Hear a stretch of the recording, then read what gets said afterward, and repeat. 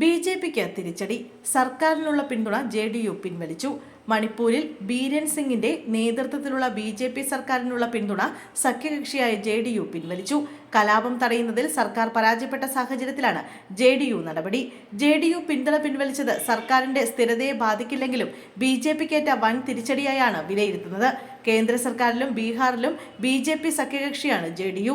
നേരത്തെ national people പാർട്ടിയും ബീരൻ സിംഗിന്റെ പിന്തുണ പിൻവലിച്ചിരുന്നു. 2022 നിയമസഭാ തെരഞ്ഞെടുപ്പിൽ ജെ.ഡി.യു 6 സീറ്റുകൾ നേടിയെങ്കിലും മാസങ്ങൾക്ക് ശേഷം 5 MLA-മാർ ബി.ജെ.പിയിലേക്ക് കൂറുമാറിയിരുന്നു.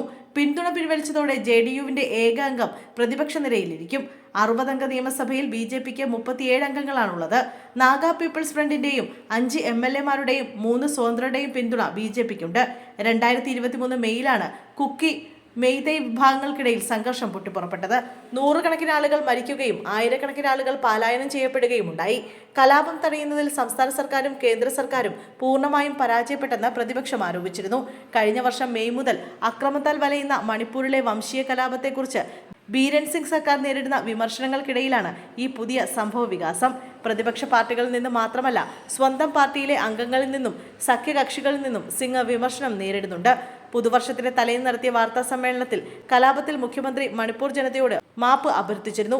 നിർഭാഗ്യകരമായ സംഭവമാണ് ഉണ്ടായതെന്നും അതിൽ അതിയായ ദുഃഖമുണ്ടെന്നും ജനങ്ങളോട് മാപ്പ് ചോദിക്കുന്നതായും ബീരൻ സിംഗ് പറഞ്ഞിരുന്നു.